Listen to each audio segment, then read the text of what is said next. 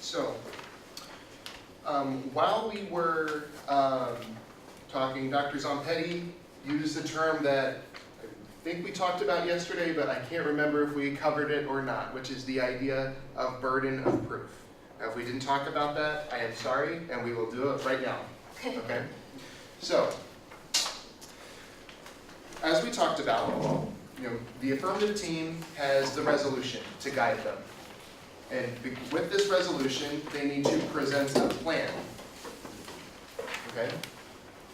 Now, they need to go through those stock issues. They need to talk about the status quo, the way things are, and say, right now, there are these significant harms. Here is a plan that we can use that solves these problems. Okay? Now,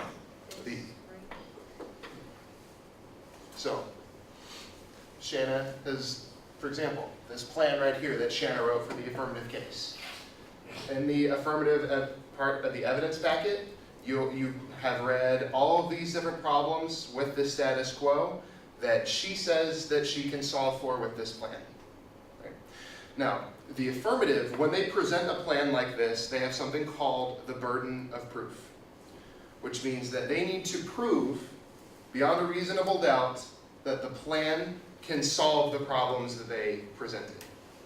That the plan is good enough to correct the problems. Okay? What that means is that the negative team then has something called presumption.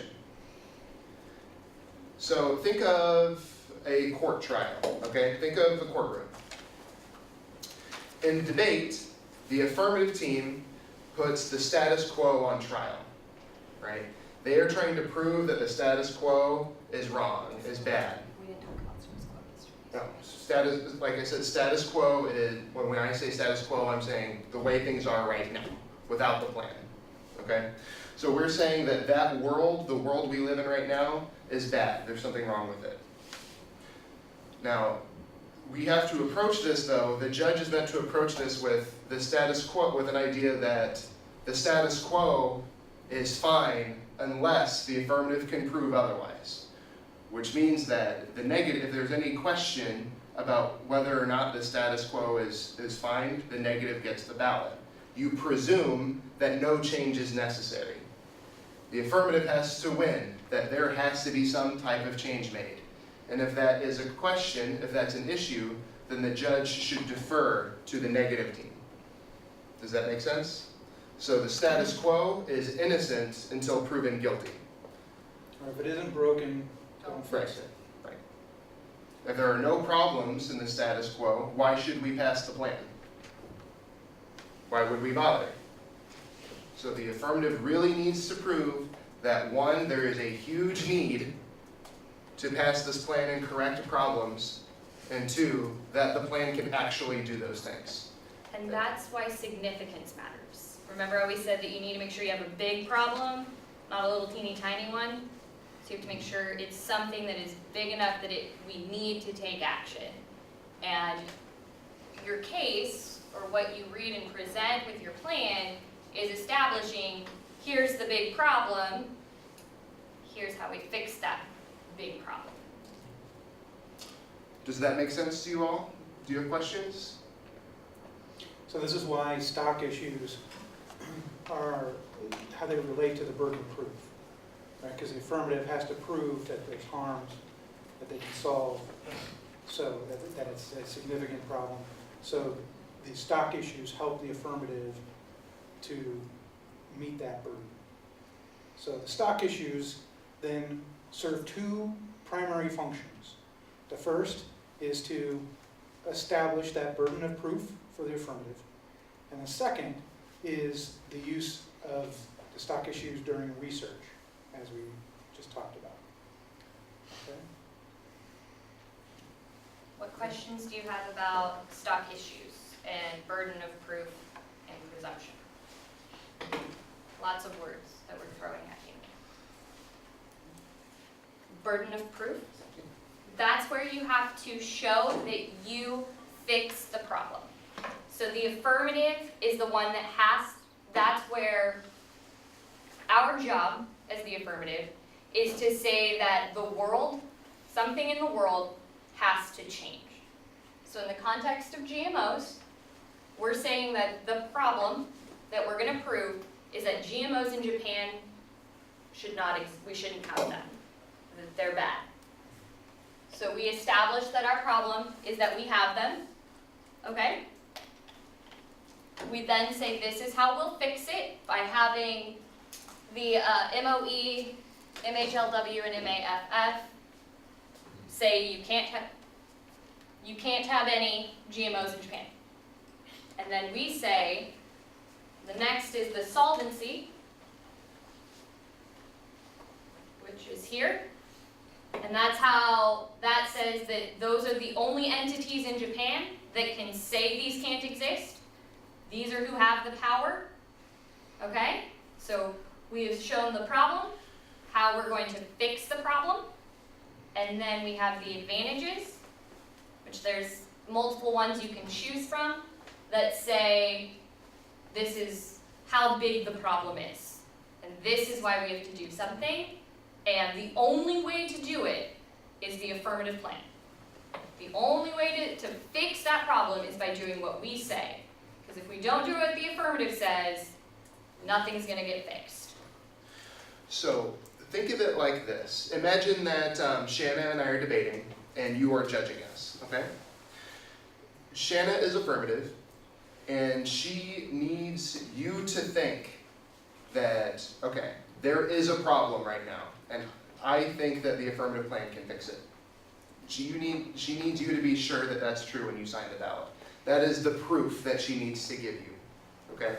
Now, the presumption side of things is if you're unsure, you're like, oh, there might be a problem. I don't know if it's a big enough problem. I don't know if the plan is enough to fix it.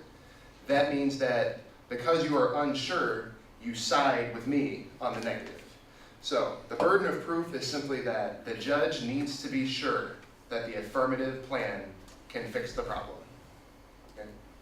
If the judge doesn't think that it's a big problem, then the affirmative has not done their job. Okay, so you can think of it as a job to convince your judge in the back of the room that you are correct no matter what. I have a question. And if affirmative will convince the judge that affirmative says plan is brilliant, the negative, no matter how he transfers it, has to be automatically false. They can also prove that the plan would cause more bad things than good things to happen.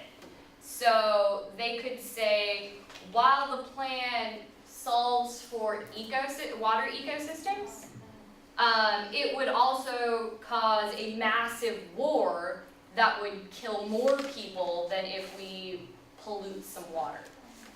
And so that is worse than we would make the world worse instead of better. So you can do that as well. The negative team essentially has two ways to win a debate round. They can prove that the affirmative plan isn't good enough, that they don't meet that burden of proof, or they can prove that the affirmative plan, like Shanna said, causes more bad things to happen than it fixes. The best negative teams do both. Prove that the plan doesn't solve and it causes really terrible things to happen. So when you are negative, you should try and do both of those things. Oh, inherency and status quo, is there a difference? That's a difficult question. Well, inherency involves the status quo, because inherency means that there is someone, something, some attitude that is allowing the problem to exist, okay? So that means that the present system, the status quo, there's something in the status quo that is allowing the problem to continue, okay? So they are very much related concepts. So it's good that you think of, you asked that question. Did you talk about the metaphors of blame or return cost? No. Nope. Well, another way of thinking about this is I'm sick, okay? Now, Why am I sick? Who is to blame for my sickness? Well, I don't know. Maybe me, maybe my diet, maybe Jake, okay? So that would be like inherency, okay? The blame. Who or what is causing my sickness? The harm is obviously I'm sick. So nausea, dizzy, etc. Now, how do we solve for that? Well, I need a cure. So the hospital gave me some medicine. So if you want to think about the stock issues in terms of medicine, it's a way of kind of understanding how the process works.